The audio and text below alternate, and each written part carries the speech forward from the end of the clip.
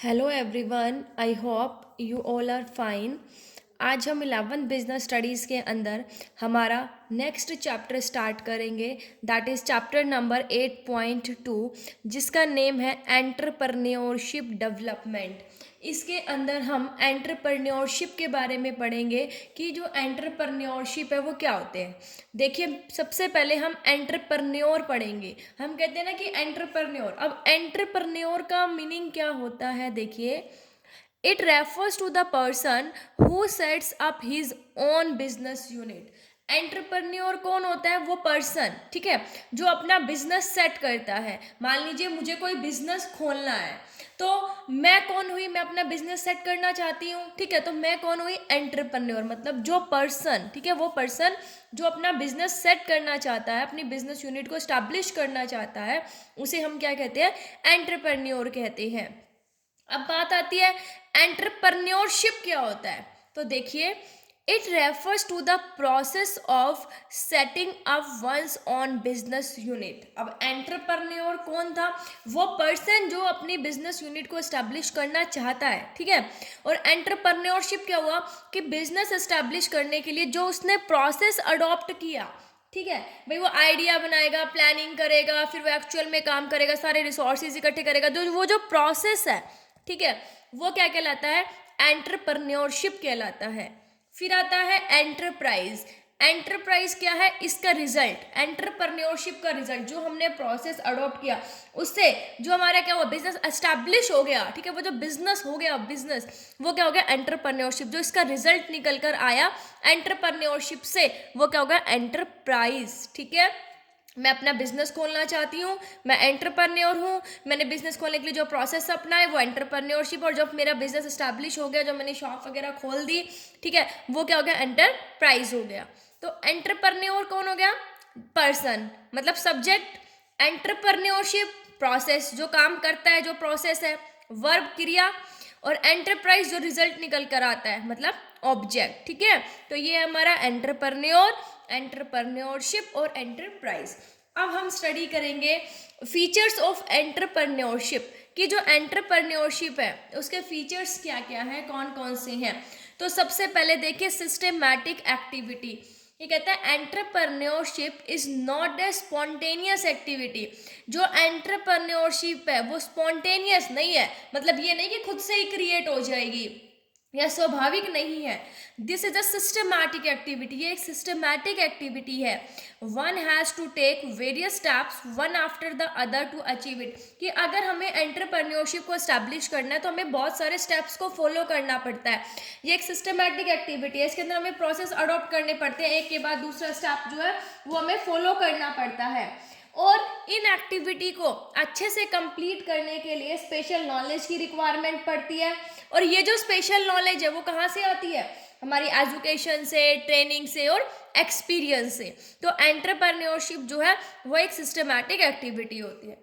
उसके बाद है lawful and purposeful activity.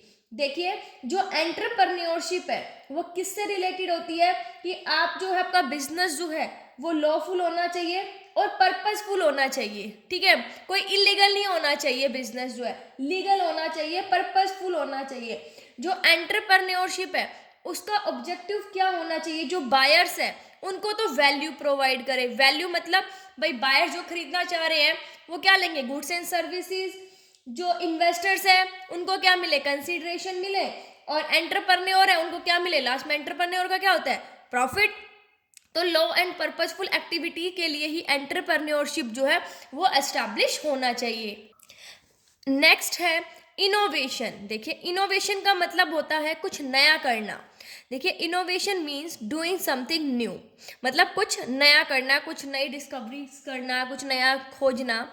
Under an entrepreneurship new combinations of different methods of productions are created. अब entrepreneurship के अंदर क्या होता है कि जो प्रोडक्शन के अलग अलग मेथड है उनका नया कॉम्बिनेशन क्रिएट किया जाता है। मतलब यहाँ पर जो एंटरप्रेन्योर है वो नई टेक्निक के साथ आता है, नए प्रोडक्ट्स के साथ आता है, नए रॉ मटेरियल के साथ आता है, नई नई मार्केटिंग मेथड्स का यूज़ करता है। तो ये जो न्यू टेक्निक है, न्यू प्रोडक्ट्स हैं, न्यू रॉ मटेरियल है, न्यू मार्केटिंग मेथड, ये सब क्या है?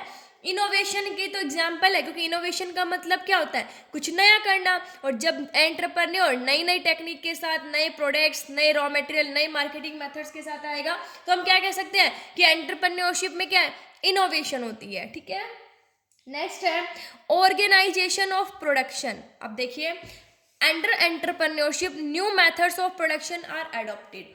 अब एंटरप्रेन्योरशिप के अंदर क्या होता है, हम प्रोडक्शन के नए नए मेथड्स को अडॉप्ट करते हैं। ठीक है, अब देखिए, एक जो एंटरप्रेन्योर है वो एक अच्छा थिंकर भी होता है और एक टैलेंटेड इंडिविजुअल, जो हमेशा क्या सोचेगा कि कौन सी अच्छी अपॉर्चुनिटीज है हमारे लिए और हम उसका अच्छे से यूज कैसे करें।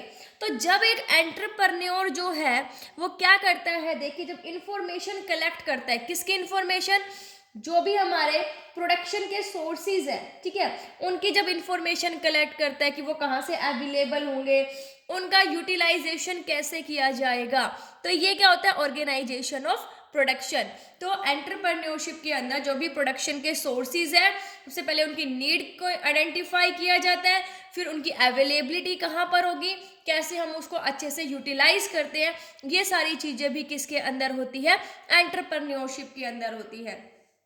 नेक्स्ट है हमारा फीचर कि रिस्क टेकिंग। ये कहता है कि entrepreneurship is surrounded by risk on every side, कि जब एंटरप्रेन्योरशिप है उसके हर साइड में क्या होता है, रिस्क। मतलब हम रिस्क को एंटरप्रेन्योरशिप से अलग नहीं कर सकते, क्योंकि हमें कोई बिजनेस एस्टेब्लिश करना है तो हमें कोई सर्टेनिटी तो नहीं होती ना कि हमारे प्रॉफिट होगा ही होगा, रिस्क भी होता है उसके अंदर। तो हम रिस्क और एंटरप्रेन्योरशिप को अलग अलग नहीं कर सकते। ठीक है, अब देखिए, मान लीजिए एक एंटरप्रेन्योर जो है वो क्या इंश्योर करता है कि रॉ मटेरियल की सप्लाई, ठीक है, और उसके लिए किसी के साथ कॉन्ट्रैक्ट करता है, लेकिन उसकी जो पेमेंट है वो किस पर डिपेंड करती है, उस प्रोजेक्ट के फेलियर या सक्सेस के ऊपर डिपेंड करती है। ठीक है, जैसे एक एंटरप्रेन्योर है वो अपना बिजनेस किस लिए एस्टैब्लिश करता है, प्रॉफिट कमाने के लिए, लेकिन लॉस की पॉसिबिलिटी को तो हम उससे अलग नहीं कर सकते ना। तो कहते हैं कि हर एंटरप्रेन्योर जो है उसे अपनी एक्टिविटी को रिस्क फैक्टर को कंसीडर करने के बाद ही क्या करना चाहिए, मैनेज करना चाहिए। ठीक है, तो हम एंटरप्रेन्योरशिप को और रिस्क को एक दूसरे से अलग नहीं कर सकते। तो ये था हमारा एंटरप्रेन्योरशिप क्या होता है, ठीक है, एंटरप्राइज क्या होता है, एंटरप्रेन्योर कौन होता है और उसके जो फीचर्स है वो कौन कौन से होते हैं। तो एक सिस्टमैटिक एक्टिविटी होती है, लॉफुल एंड पर्पजफुल एक्टिविटी है, इनोवेशंस होती हैं, इसके अंदर नया नया जो मेथड्स हैं वो अडॉप्ट किए जाते हैं, न्यू टेक्निक का यूज़ किया जाता है, प्रोडक्शन के जो सोर्सेज हैं उनको ऑर्गेनाइज किया जाता है, और फिर रिस्क टेकिंग, मतलब एंटरप्रेन्योरशिप को हम रिस्क से अलग नहीं कर सकते। तो सो आई होप आपको ये फीचर समझ आ गए होंगे, इनका मीनिंग भी समझ आ गया होगा। Thank you, stay safe, stay home.